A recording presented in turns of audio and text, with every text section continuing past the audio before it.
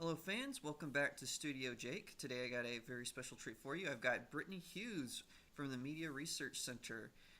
You might know her from her web show Reality Check. That's she does on that she hosts on behalf of Media Research Center. It's got she always makes sure that everyone is in reality. So welcome, Brittany. Glad to have you. Thank you so much. I appreciate it, Jacob. So how did you get started with Reality Check? Where did that how did that get kind of kicked off? Okay. Well, we started Reality Check, I believe it was June of last year. So we're going on about 8 months or so. And it was really kind of a combination of things. We knew that we wanted to go a little bit more towards video. Typically, where I write for with MRCTV, we do a lot of written blogs. But social media is really driving more video content. And so we were kind of looking at that. But it's really just a way to get a message out to a new generation of people that don't necessarily want to sit down and slog through a whole written article, but would be much more interested in actually listening to somebody. And we also feel that it's a little more of a personal way that we can kind of interact with our readers because a lot of times they'll respond to what we say, and it just kind of generates that reaction. So it's been a really good experiment so far. I think we're going to keep up with it. We've had a lot of success, so we're excited about it moving forward. Well, and that's true because one of the reasons I got into the MRC was, believe it or not, went back when I was a liberal. I was one of those college snowflake Well, God liberals at bless one you. time. Huh? Say I didn't. God bless you. Yeah. Well, one of the reasons I actually started transitioning into becoming a conservative was I actually started reading stuff from MRC and watching. I think it was called News Busted on MRC Yes. TV, and that was one of the things that started my transition. I was like, oh my gosh, I didn't know all this was going on. So, how long have you been with the MRC?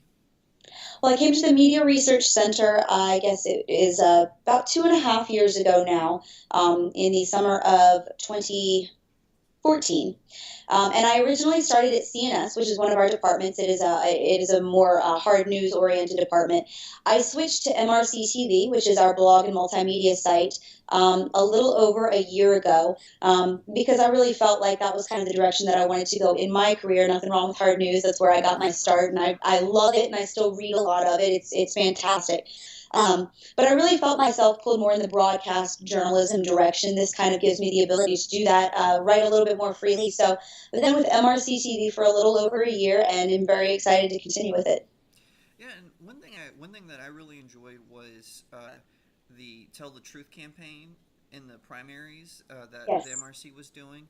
Um, did you see an impact from that campaign? Like was because I remember I went to the primary in the University of Houston, and there were people everywhere with media research signs with the Tell the Truth campaign. And I remember there was a guy who put, I think, stickers from all the GOP candidate, all of them. He just had one of each on all on the sign. He just decorated it. And what kind of how impactful do you think was that campaign? So like just being on the ground and seeing it, how did y'all feel it back at headquarters? Well, it's interesting with the Tell the Truth campaign, as with a lot of things at MRC. Some of it is quantifiable, and some of the results aren't.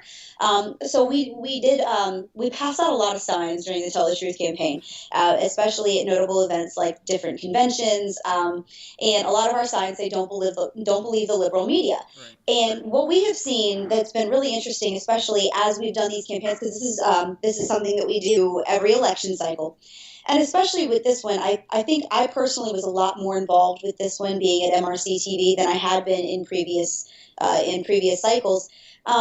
And one thing that I really noticed was that we actually saw people at the Republican National Convention when I went to cover that in person who had made their own signs. So we know that our message is getting out there, and we know that we are driving this narrative, and we have been for many years now, that the media does have an agenda and that they do have a slant, and that it's not that you can't ever turn on your television and watch them, or open up certain newspapers and read it, but that you have to apply large amounts of caution, especially with certain publications and outlets, with the information, or sometimes the fake news that they're giving you. So we really saw that. The other thing too that a lot of times we try to accomplish, and this is one of those not so quantifiable results, but we know that we're having an impact, is we will make sure that outlets that are at these events can see our signs. We put up massive billboards all over Cleveland for the RNC. We did the same thing for the DNC. I wasn't personally there for that one, but we did the same thing. We put ads in taxis. We even put little decals on sidewalks to remind journalists as they're going about their jobs and as they're attending these events that people are watching, they are holding them accountable, they are fact checking, and the American public is, they don't have the wool pulled over their eyes. So we feel like we do have a massive impact. We get a lot of responses from readers and viewers who are constantly saying that they either saw one of our signs or, that they give us tips on, hey, I heard this, think it might be fake, why don't you check it out? So kind of that grassroots response is really what we're going for, and we accomplish that regularly. And when, uh, especially with online things going on towards the online stuff, like how is it getting harder to hold the media accountable? Because you saw, the incident with BuzzFeed, and then CNN picked it up, and it's like, why would you pick? It's kind of like when Wolf Blitzer fact checked SNL. How do you, that's that to me that was the ultimate fake news right there. Do you think it's getting harder to fact check the media, especially when there's so many different sources now of these crazy and wild stories? Well, what's interesting is a lot of times you can fact check just using your own common sense. If something sounds fishy, it probably is. One thing that I think that I've noticed as a journalist, and I graduated college in 2010, so it's not like it's been that long ago. But even in the relatively short time that I've been in this industry, I have seen such a monumental shift in the way that information is reported and the way that it's disseminated. When I first came into this industry, I immediately went to print news. As a matter of fact, the first United States-based job that I had, I was overseas for a little while beforehand, but I actually worked at a print newspaper that had a circulation and its website wasn't all that great, and that's where I got started. And what you do there is you really dig into a story, you get all the information, you lay it out, an editor looks at it, and it goes to print the next day. Nowadays, especially with the rise of Facebook, I mean, Facebook in and of itself is where the vast majority of people say they get their news, and it's really changed a lot just in the last 2 to 3 years. And what happens now is I feel like a lot of times reporters, you've seen kind of two different phenomenons. The first is that reporters are now trying to beat everybody else. It's a much more difficult time crunch. So a lot of times false information gets distributed simply because it's a lot easier to disseminate it. You do it a lot quicker.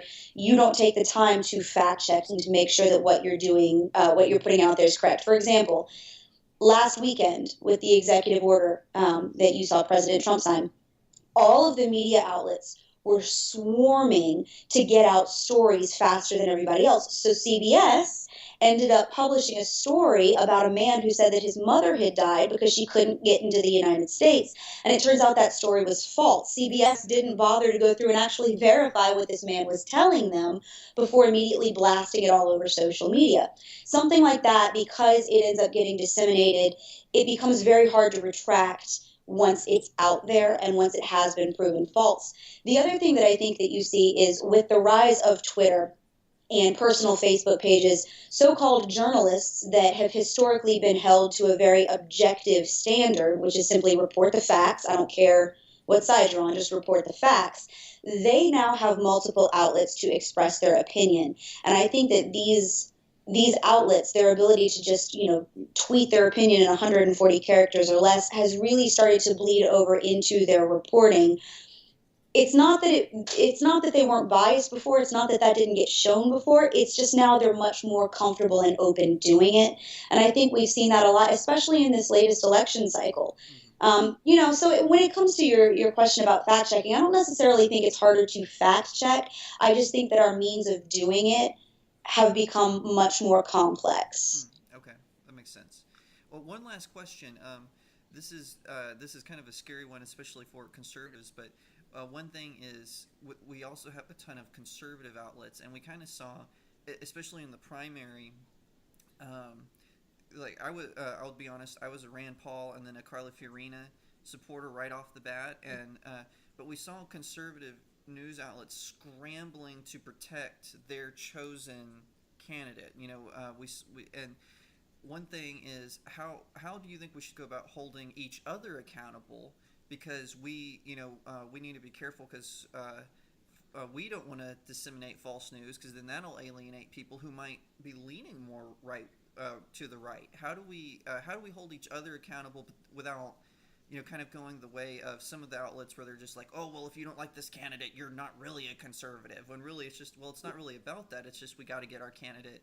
As a conservative, we need to help our candidate, but we also don't need to tell lies about our candidate or the opponent's campaign. Does that make sense?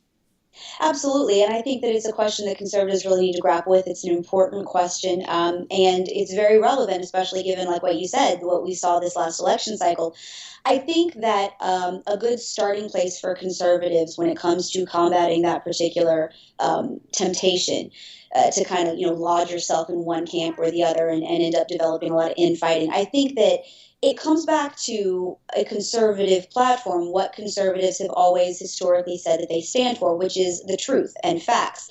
Ben Shapiro is famous for saying that facts don't care about your feelings. It's something that I've kind of picked up, I've heard elsewhere.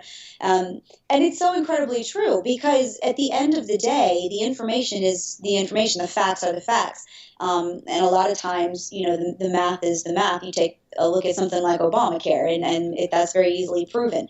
So I think that it's important for conservatives to remember that we should always come back to the facts. That doesn't mean that we have to like the same person. There's a reason why we offer up multiple candidates, and and then we end up having a convention. So that's not necessarily a bad thing. It's not a bad thing to prefer one person over the other. But at the same time, I think that we need to avoid the temptation of disagreeing with each other disrespectfully and not recognizing that I think another important aspect is that, you've got a lot of younger conservatives that are coming up that do have their own ideas. They need to be factually based, but that doesn't mean that they're going to say things the same way as an older generation might. So I think that, coming to the table with a basis of facts, starting with that, and having a constructive dialogue that doesn't immediately take the defensive is a really good place to start. And that's absolutely correct. And everyone, all my fans, I just want to thank Brittany Hughes for joining us. I'm going to let her get back to her busy fact checking the media. And be sure to check her out on MRCTV on is it mrctv.com? It's mrctv.org. .org. Okay, I'm glad I clarified that. A nonprofit. So. There you go. It absolutely is, and also find them on YouTube. You can just search MRCTV and it'll come right up, and you can subscribe there as well. So thank you again, Brittany. I appreciate your time. Thank you so much, Jacob. Talk to you soon. Bye.